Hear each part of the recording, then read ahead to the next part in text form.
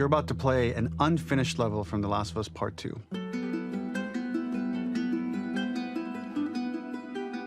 The reason we added this section is there are a few sequences, and we picked the 3 of the best ones, that we cut from the game. You know, often we build a game that's much bigger than what ends up being the final product. They were months away from being finished, but we wanted to give you an insight of what it's like when we built the game, because often we have this whole thing constructed and it doesn't have final art or audio or dialogue.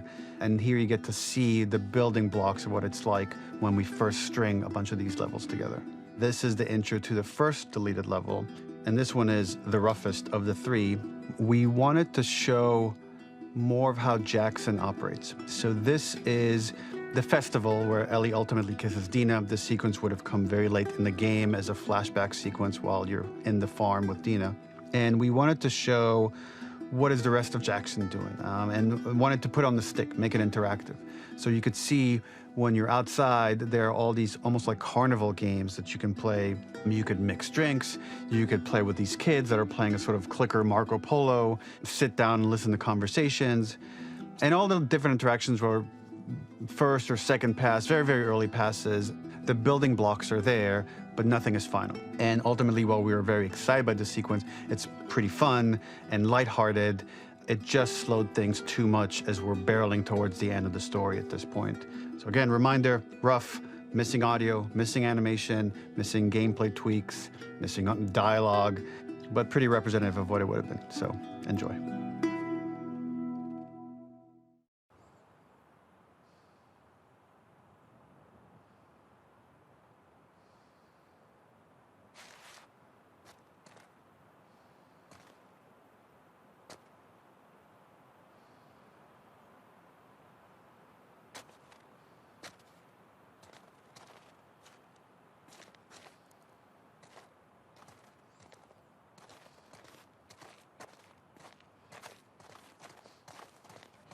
Originally, this level was going to transition us to farm. We would go all the way through to the dance, where Ellie and Dina share their first kiss. Then we would play through farm, and when Ellie plays the guitar at night, she would remember the Seth incident. So, the opening for this was a little tricky. We needed it to match at least a little what you might expect emotionally coming from prior beats, because we were already purposefully disorienting you in time and space. Remember, you just came from this huge fight. To jump straight into it would have been a little too jarring.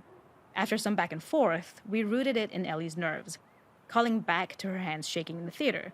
But this time, for a much more innocuous reason we'll find out later. She's nervous because she has a crush on Dina, who is the only reason why she's here at the dance.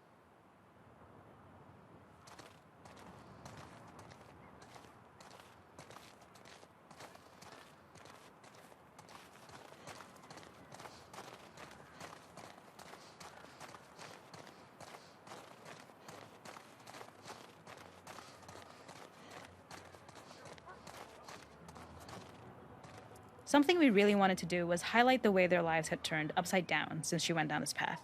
We had this idea of recontextualizing all of our usual gameplay mechanics that were designed for really violent ends. The workbench, door bashes, throwable weapons, and even the infected, which is my personal favorite. Peppered throughout the level are moments of levity or shared history, all the while seeing how happy and mundane they all were before her huge revenge odyssey.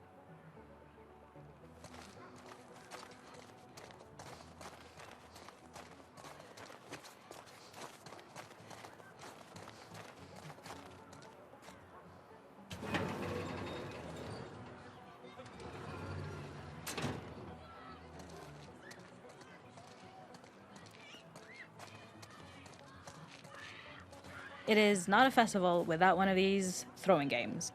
This one, of course, uses our throwable system where you're often chucking explosive things or stunning things, but for a more wholesome purpose, although some people take this game really seriously. A fun aspect of this is if you did well, you could win a toy here. Ellie would place it in her pocket. If you had done this, you'd find the toy with JJ, the baby, later back at the farm. When we cut this, the toy made it through anyway because it was so cute. It is the same one you see on the tractor at the farm. Ollie the elephant.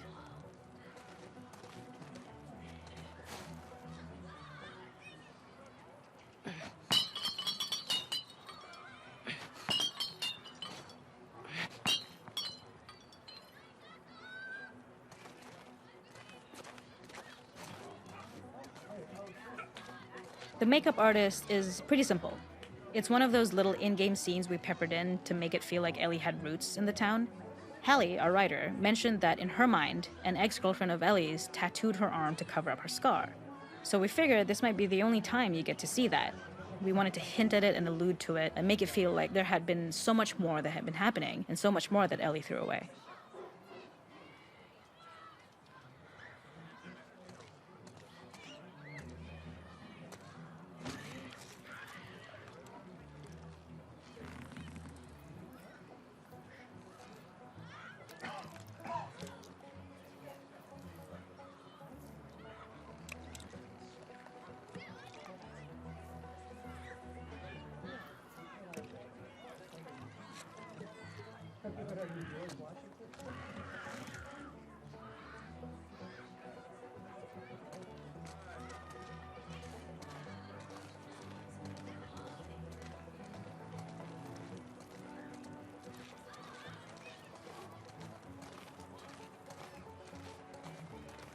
We use our workbench a lot to make a lot of things that kill and maim and hurt people. Here, we had the silly idea of using the same feel, harkening back to the same animations, using the exact same UI to instead fix a drink. Like the workbench, you could pick your base, and then you could add something to it. And at the time, we had some different reactions from Ellie based on how strong you chose to make the drink.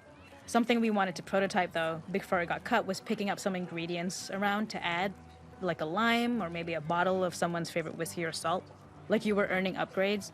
We also toyed with having Ellie carry around the drink you made and occasionally sip it, psyching herself up to go talk to Dina inside because she's nervous.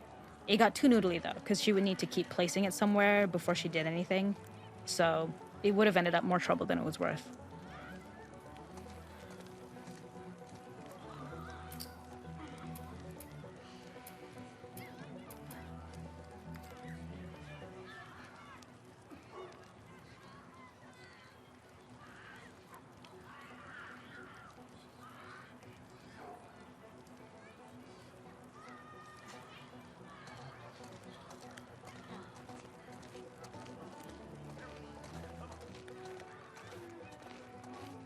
The makeup artist is pretty simple.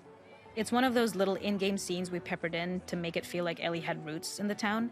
Hallie, our writer, mentioned that in her mind, an ex-girlfriend of Ellie's tattooed her arm to cover up her scar. So we figured this might be the only time you get to see that.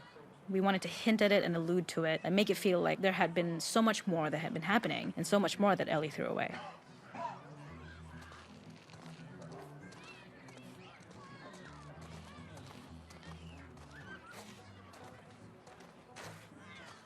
This is one of my favorite sections because I think that it achieves both the slice of life aspect of Jackson while also being a stark reminder of how dark the world that they live in really is. To attract attention and curiosity, one of the kids was supposed to make this adorable, messed up little clicker impression and the others would giggle. We tried a version where if you got close enough, the kid might try and follow you a little before turning back.